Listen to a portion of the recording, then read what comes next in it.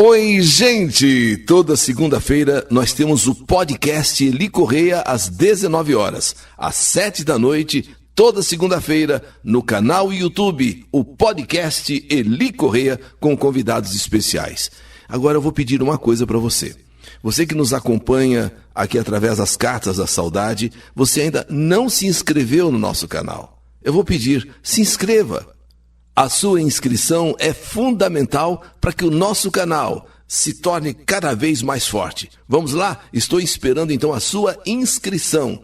Canal YouTube Eli Correia Oficial, o canal da saudade. E no canal YouTube Eli Correia Oficial, antes de iniciar a narrativa dessa história, eu chamo a atenção de todos.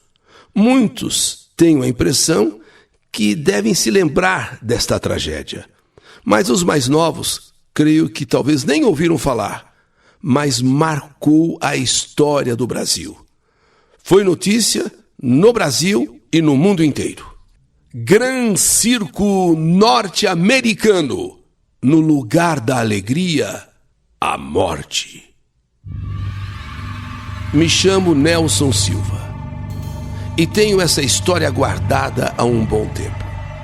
Não é sobre a minha vida, mas sim sobre a vida do meu avô Venâncio José da Silva, pai do meu pai, João José da Silva. Já no fim de sua vida, meu avô contou essa triste e horrenda história, que mais parece um filme de terror, daqueles que nos tiram o sono, a paz e a fé no ser humano. Vou tentar descrever nesta carta o mais próximo ao que ele me contou. Porém, tenho certeza que a maioria das pessoas, de alguma forma ou outra, já ouviram falar deste trágico dia. Mas vamos à história que o meu avô Venâncio me contou. Eu tinha apenas 10 anos, quando me lembro como se fosse hoje. O som dos tambores, aquela música alegre no carro de som, nas ruas, anunciando a chegada do Gran Circo Norte-Americano na cidade. Sim, cidade de Niterói. Me lembro, ainda pequeno que eu era, mas me lembro dos palhaços desfilando pela Avenida Feliciano Sodré. Me lembro dos elefantes, dos tigres, macacos e das bailarinas dançando no meio da rua. Aquilo tudo era um sonho. Gran Circo Norte-Americano chegou! Gran Circo Norte-Americano estreia! Gran Circo Norte-Americano, o mais fantástico circo do mundo, em Niterói! E é claro, chamou a atenção de todas as crianças, jovens, adultos, enfim, pessoas de idade, de todas as famílias. O Gran Circo Norte-Americano. Eu então implorei à minha mãe para me deixar ir. E ela disse: de jeito nenhum que você não vai. Eu tive um sonho muito ruim. Eu tive um sonho muito triste, com muitas mortes. Eu estou com um pressentimento muito ruim desse circo. Minha mãe não quis dar detalhes do sonho, mas o sonho pesou muito na decisão dela não querer que eu fosse ao circo, de não me deixar ir ao circo. Mas poxa, só se fala no circo norte-americano, Gran Circo Norte-Americano. Não, você não vai. Você não vai porque eu estou com um pressentimento muito ruim. Mas eu insisti tanto que pedi ao meu pai que me deixasse ir. E ele, meu pai, acabou deixando. Então, eu acabei indo com uma afilhada da minha mãe, que era mais velha que eu. Eu não sabia que aquele sim seria o começo dos dias mais marcantes e dolorosos da minha vida. Conseguimos os últimos ingressos para a matinê de sábado, dia 17 de dezembro de 1961. Era uma tarde abafada. O circo estava abarrotado. Crianças riam, os pais tiravam fotos, os animais desfilavam, faziam seus espetáculos, os bailarinos, os palhaços. Aquele número de trapézio, com os trapezistas fazendo misérias no ar. Meu Deus, eles chegavam a bailar no ar. Que número fantástico aquele do trapézio. Quando esse número estava terminando, ouviu-se um grito que mudou tudo. Fogo! Fogo! Corram! Corram! Fogo! Fogo! No início, achei que fazia parte do show.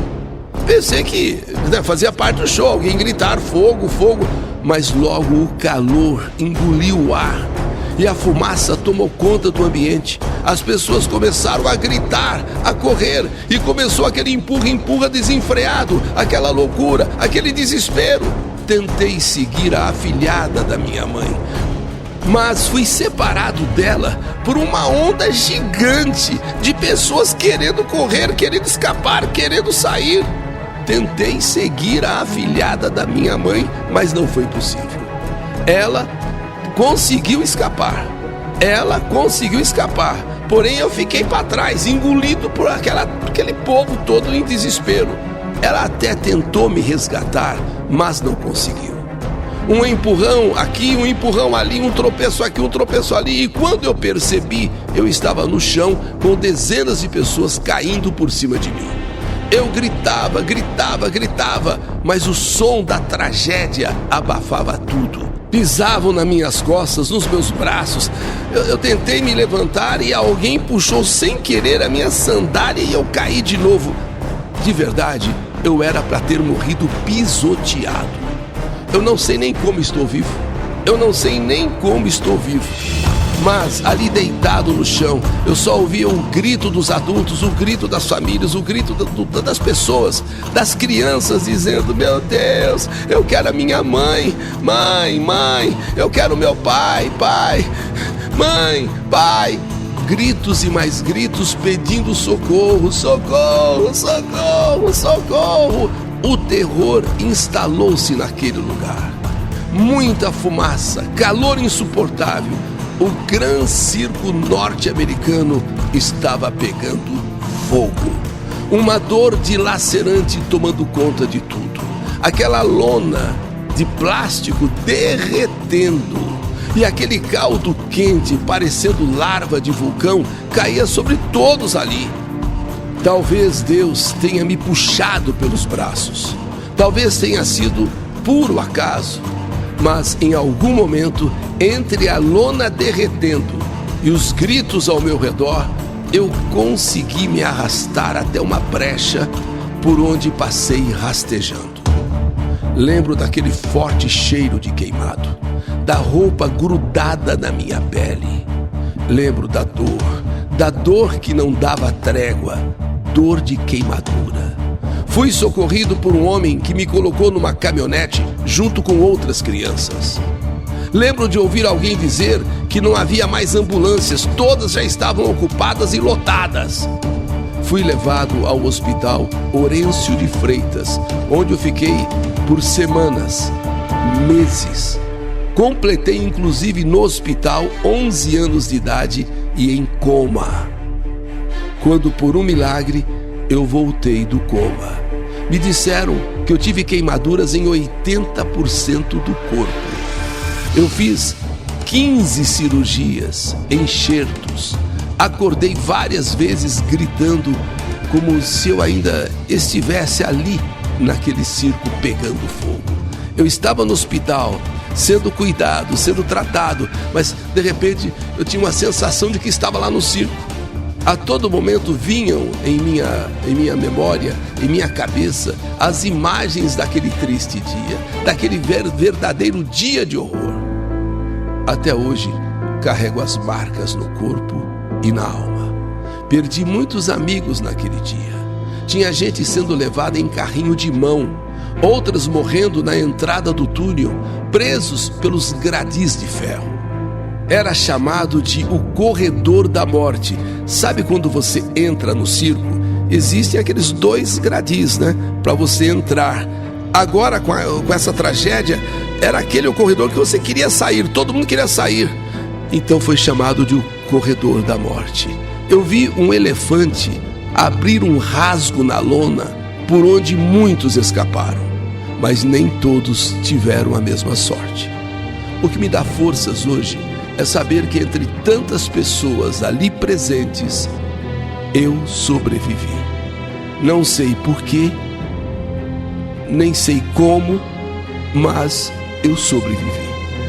Minha mãe nunca se perdoou por ter concordado com meu pai, porque ela não queria que eu fosse. Meu pai deixou e ela no final concordou. Então ela não se perdoava de ter concordado com meu pai em deixar eu ir no circo. Carrego esse dia como uma cicatriz que arde sempre que vejo um circo. Sempre que ouço um anúncio de que um circo vai estrear, um circo vai chegar. Essa foi a história que meu avô me contou. O tempo passou, meu avô se casou, vieram os netos e meu pai conta que cresceu vendo o seu pai, o meu avô Venâncio, todo deformado devido às queimaduras. E vivia entre hospitais e casa, pois apesar do tempo que já tinha se passado, ele teve vários problemas de saúde. Problemas também advindos devido a ele ter inalado muita fumaça no incêndio. Que ninguém esqueça que aquele dia em Niterói, que não seja apenas uma estatística, mas uma memória viva apesar do tempo, apesar dos anos. Foram somente 10 minutos. A tragédia durou 10 minutos. O incêndio durou 10 minutos. Lona de plástico, aquilo queimou rápido. Mas para quem sobreviveu, e alguns ainda estão vivos, aquele trauma dura até os dias de hoje. O incêndio foi criminoso. Sim, o incêndio criminoso no Gran Circo norte-americano, que causou uma das maiores tragédias no Brasil, foi atribuído a Adilson Marcelino Alves, conhecido como Dequinha. Um jovem de origem humilde, com histórico de abandono social e, segundo alguns relatos, sofria de problemas mentais. Eis os principais motivos e consequências do ato deste jovem, conforme relatos e investigações da época. Dequinha havia trabalhado como ajudante na montagem do Gran Circo norte-americano, mas foi demitido poucos dias depois, supostamente por mau comportamento ou desentendimentos ali com os donos do circo. Sentiu-se humilhado, injustiçado, rejeitado, especialmente por ter sido tratado de forma grosseira por membros ali do circo. E a demissão gerou um sentimento profundo de ódio, de revolta, de raiva em Dequinha.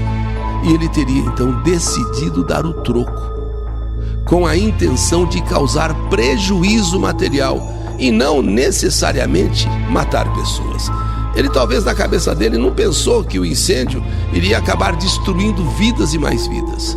Ele achou que ia apenas queimar o circo e pronto, né? Mas não, durante o depoimento à polícia, Dequinha chegou a afirmar: se eu soubesse que ia morrer tanta gente, eu não teria feito o que fiz. Dequinha não agiu sozinho. 2 outros homens, Walter Rosa dos Santos, o Bigode, e José dos Santos, o Pardal, teriam ajudado neste ato, segundo os autos do processo. O grupo comprou gasolina, entrou no circo antes da apresentação e, no meio do espetáculo, jogaram aquela gasolina e atearam fogo na lona. O fogo se alastrou em minutos devido à lona ser feita de algodão com parafina, parecida com plástico, altamente inflamável, algodão com parafina tipo plástico. Cerca de 503 pessoas morreram, a maioria crianças. Centenas e centenas de pessoas ficaram feridas, muitas com queimaduras graves e fora aquelas que inalaram fumaça. O incêndio durou apenas 10 minutos, mas o suficiente para devastar vidas e famílias inteiras. Dequinha foi preso, julgado e condenado a 16 anos de prisão. Seus cúmplices também foram condenados, com penas entre 14 e 16 anos. Dequinha escapou da prisão em 1973, mas foi encontrado morto a tiros dias depois. Há quem diga que ele foi apenas um bode expiatório, usado por autoridades para dar uma resposta rápida à comoção pública. Dizer, não tinham tanta certeza se foi ele ou não foi, mas tinha que dar uma resposta. Então, sabe, ele teria sido um bode expiatório. Há quem diga isso, há quem fale isso. A tragédia gerou comoção internacional, tanto que o Papa João XXIII, lá em Roma, rezou missa pelas vítimas, e o UNICEF doou recursos para os sobreviventes. O incêndio do Gran Circo norte-americano até hoje é lembrado em livros, documentários e homenagens aos mortos e feridos. Que possamos orar a Deus por todas as vítimas deste incêndio. Que passe o tempo que passar, que eles não sejam esquecidos. Que estejam sempre vivos na memória de todos nós. Das piores tragédias que o Brasil viveu, o incêndio do Gran Circo norte-americano, naquele dia 17 de dezembro de 1961. Meu avô, Eli Corrêa, estava lá nesse dia. E foi ele quem nos contou a história que ele viveu, que ele presenciou. E nessa história, quase que perdeu sua vida pelo incêndio e pelo pisoteamento que sofreu. Eu, Nelson Silva, escrevo essa carta para que o Eli Corrêa narre no canal YouTube e para que as vítimas deste grande incêndio, quem lutou o Brasil e que foi notícia no mundo inteiro, inclusive recebendo do Papa João XXIII uma oração especial pelas almas, que essa história nunca seja esquecida. História que a vida escreveu, ou lamentavelmente o crime escreveu naquele longínquo ano de 61, mas que não deve ser esquecida jamais. Que saudade de você! Gran Circo norte-americano, no lugar da alegria, a morte. História do canal YouTube Eli Corrêa Oficial.